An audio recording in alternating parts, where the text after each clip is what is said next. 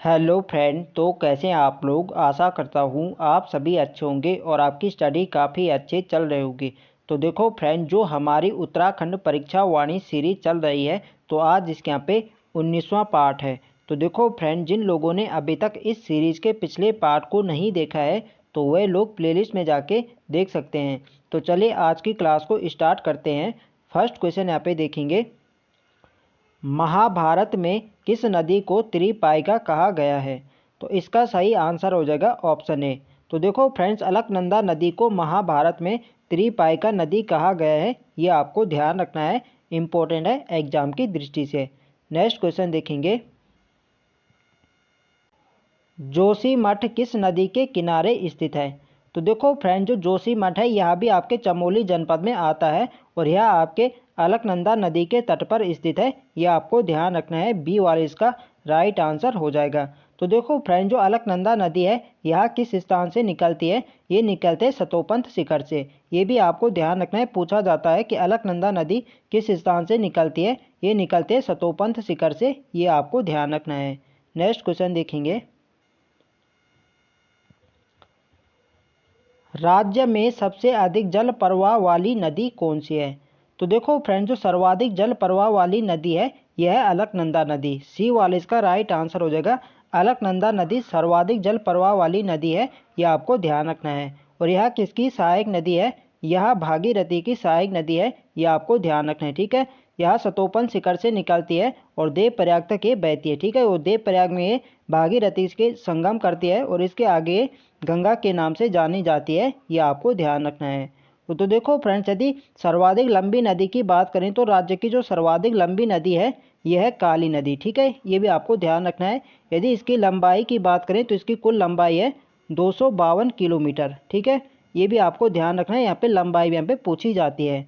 यदि अलकनंदा की बात करें तो अलकनंदा की कुल लंबाई है 195 किलोमीटर। ये भी आपको ध्यान रखना है, पूछा जाता है कि सतोपन शिखर से देवप्रयाग तक अलकनंदा नदी की कुल लंबाई कितनी है, तो ये 195 किलोमीटर, ये आपको ध्यान रखना है। यदि यमुना की बात करें तो यमुना की लंबाई है 136 किलोमीटर और गंगा की देवप्रयाग से हरिद्वार तक है 96 किलोमीटर, ये भी आपको ध्यान रखना है, पूछा जाता है। नेक्स्ट क्वेश्चन देखेंगे, अलकनंदा एवं सरस्वती नदी का संगम होता है। तो देखो फ्रेंड, जो अलकनंदा एवं सरस्वती नदी का संगम होता है ये होता है केशव प्रयाग में। ऑप्शन ए इसके यहाँ पे राइट आंसर हो जाएगा।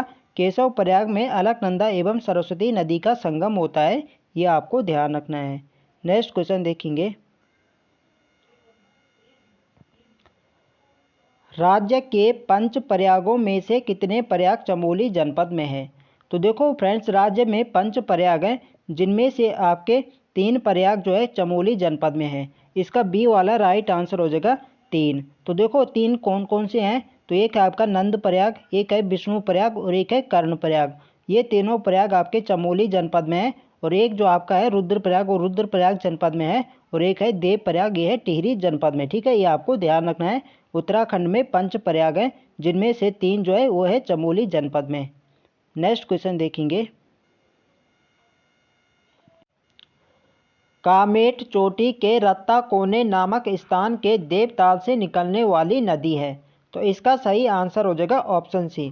तो देखो फ्रेंड, जो सरस्वती नदी है यह कामेट पर्वत के रत्ता कोने नामक स्थान पर एक देवताल है, यहाँ से निकलती है और केशव प्रयाग तक बहती है। ठीक है, और केशव प्रयाग में अलकनंदा नदी से संगम करती है, ये आपको ध्यान रखना है। सी वाला इस क्वेश्चन का राइट आंसर हो जाएगा। सरस्वती नदी निकलती है कामेट पर्वत के रत्ताकोने नामक स्थान के देवताल से निकलती है, ये आपको ध्यान रखना है। नेक्स्ट क्वेश्चन देखेंगे,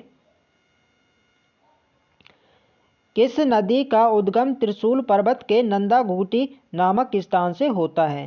तो इसका सही आंसर हो जाएगा ऑप्शन बी। सॉरी, इसका सही आंसर हो जाएगा ऑप्शन ए। तो देखो फ्रेंड, जो नंदाकिनी नदी है ये निकलती है त्रिशूल पर्वत के नंदा घूटी नामक स्थान से, ये आपको ध्यान रखना है। ठीक है, और यहाँ से ये बहती है ये बहते हैं नंद प्रयाग तक। ठीक है, नंद प्रयाग में ये अलकनंदा नदी से संगम करती है, ये आपको ध्यान रखना है। ठीक है, क्वेश्चन बनता है कि नंद प्रयाग में किन नदियों का संगम होता है, तो ये होता है अलकनंदा और नंदाकिनी नदी का संगम होता है नंद प्रयाग में, ये आपको ध्यान रखना है। ठीक है, और ये निकलते हैं त्रिशूल पर्वत के नंदा घूटी नामक स्थान से, ये आपको ध्यान रखना है। ये वाला इसका राइट आंसर हो जाएगा। नेक्स्ट क्वेश्चन देखेंगे, निम्न में से उत्तराखंड का पामीर किस जनपद में स्थित है। तो देखो फ्रेंड्स, उत्तराखंड का पामीर कहा जाता है दूधा तौली श्रृंखला को। ठीक है, और यह किस किस जनपद में स्थित है, तो इसके यहाँ पे ऑप्शन डी यहाँ पे राइट आंसर हो जाएगा, उपयुक्त सभी।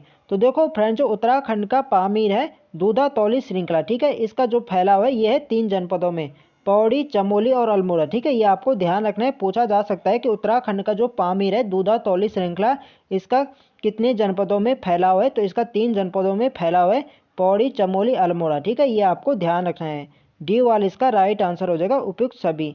नेक्स्ट क्वेश्चन देखेंगे, निम्न में से कौन सी नदी दूधा तौली श्रृंखला से निकलती है। तो देखो फ्रेंड्स, उत्तराखंड का पामीर कहा जाता है दूधा तौली श्रृंखला को, इसे यहाँ पे दूधा तौली कर देना। तो उत्तराखंड का पामीर कहा जाता है दूधा तौली श्रृंखला को, और यहाँ से निकलती है 5 नदी। ठीक है, इसका भी डी वाले यहाँ पे राइट आंसर हो जाएगा, उपयुक्त सभी। तो देखो फ्रेंड्स, पश्चिमी नयार होगा, पूर्वी नयार होगा, पश्चिमी रामगंगा होगा, और बूनो एवं आटागाड़ नदी, तो ये 5 नदियाँ निकलते हैं दूधा तौली श्रृंखला से, ये आपको ध्यान रखना है। नेक्स्ट क्वेश्चन देखेंगे, बिरमा, गागस एवं बूनो नदी किसकी सहायक नदियां हैं। तो इसका सही आंसर हो जाएगा ऑप्शन ए। तो ये सभी नदियां पश्चिमी रामगंगा की सहायक नदी है, ये आपको ध्यान रखना है, ये वाला इसका राइट आंसर हो जाएगा। नेक्स्ट क्वेश्चन देखेंगे, चोनाधार प्रपात एवं रामपुर जल प्रपात स्थित है। तो देखो फ्रेंड्स, इसका सही आंसर हो जाएगा ऑप्शन सी, पौड़ी गढ़वाल में स्थित है चोनाधार प्रपात एवं रामपुर जल प्रपात, ये आपको ध्यान रखना है, सी वाले इसका राइट आंसर हो जाएगा। नेक्स्ट क्वेश्चन देखेंगे, पुराणों में कौमुदी नाम मिलता है। तो देखो फ्रेंड्स, खोर नदी को पुराणों में कौमुदी नदी कहा गया है, ये आपको ध्यान रखना है, ये वाले इसका राइट आंसर हो जाएगा, खोर नदी को पुराणों में कौमुदी नदी कहा गया है, ये आपको ध्यान रखना है। और देखो फ्रेंड, जो खोर नदी है इसी के किनारे कोटद्वार शहर स्थित है, पूछा जाता है कोटद्वार किस नदी के तट पर स्थित है, तो यह खोर नदी के किनारे स्थित है, ये आपको ध्यान रखना है। नेक्स्ट क्वेश्चन देखेंगे, देहरादून में बहने वाली आसन नदी किसकी सहायक नदी है। तो इसका सही आंसर हो जाएगा ऑप्शन ए, यमुना नदी की सहायक नदी है आसन नदी, ये आपको ध्यान रखना है, ये वाला इसका यहाँ पे राइट आंसर हो जाएगा, यमुना नदी। नेक्स्ट क्वेश्चन देखेंगे, डाक पत्थर देहरादून में बना आसन बैराज किस नदी के संगम पर स्थित है। तो इसका सही आंसर हो जाएगा, सी वाला इसका सही आंसर हो जाएगा, ए व बी दोनों। तो देखो फ्रेंड, जो पूर्वी यमुना नहर है और जो आसन नदी है, इनके संगम पर स्थित है आसन बैराज, ये आपको ध्यान रखना है। ठीक है, सी वाला इसका राइट आंसर हो जाएगा, ए व बी दोनों। नेक्स्ट क्वेश्चन देखेंगे,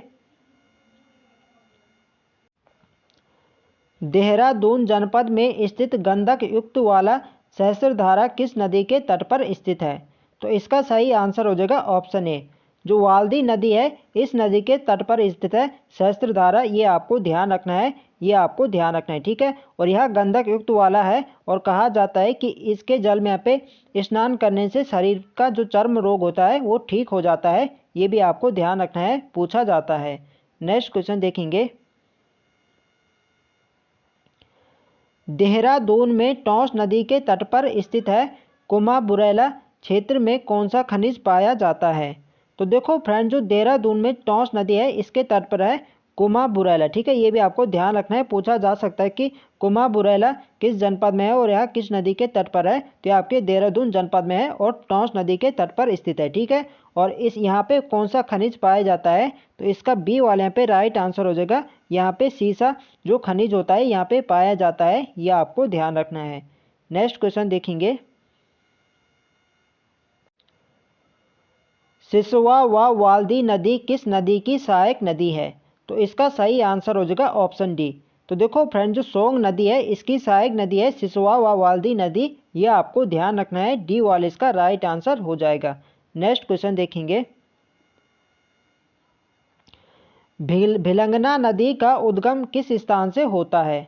तो देखो फ्रेंड्स जो भिलंगना नदी है ये निकलती है आपके खतलिंग ग्लेशियर टिहरी से, ठीक है, बी वाले इसका राइट आंसर हो जाएगा। खतलिंग ग्लेशियर से निकलते भिलंगना नदी, ये आपको ध्यान रखना है, ठीक है। और जो खतलिंग ग्लेशियर है यह किस जनपद में है? तो आपके टिहरी जनपद में स्थित है, ये भी आपको ध्यान रखना है। यहाँ पे डायरेक्ट क्वेश्चन बनता है कि खतलिंग ग्लेशियर किस जनपद में स्थित है, तो ये आपके टिहरी जनपद में है और इसी ग्लेशियर से निकलती है भिलंगना नदी, ये आपको ध्यान रखना है, ठीक है। और भिलंगना किस नदी की सहायक नदी है? तो यह भागीरथी की सहायक नदी है, ये भी आपको ध्यान रखना है, पूछा जाता है।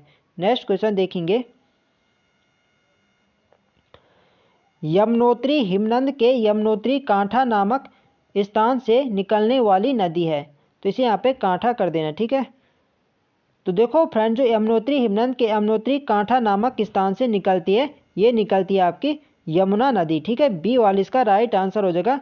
यमुना नदी यमुनोत्री हिमनद के यमुनोत्री कांठा नामक स्थान से निकलती है, ये आपको ध्यान रखना है।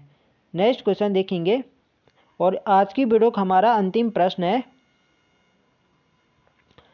पुराणों में किस नदी को सूर्य की पुत्री, यम की बहन एवं कृष्ण की पटरानी कहा गया है? तो इसका सही आंसर हो जाएगा ऑप्शन ए। तो देखो यह एक प्रीवियस ईयर क्वेश्चन है, एग्जाम में पूछा जा चुका है। जो यमुना नदी है इसे सूर्य की पुत्री और यम की बहन एवं कृष्ण की पटरानी कहा जाता है, ये आपको ध्यान रखना है, ये वाला इसका यहाँ पे राइट आंसर हो जाएगा। तो फ्रेंड्स ये थे आज हमारे महत्वपूर्ण प्रश्न। तो आई होप आपको वीडियो अच्छी लगी, तो फ्रेंड्स वीडियो को लाइक करें, शेयर करें और जो लोग चैनल पर नए हैं चैनल को सब्सक्राइब करें। मिलते हैं नेक्स्ट वीडियो में, तब तक के लिए जय हिंद दोस्तों।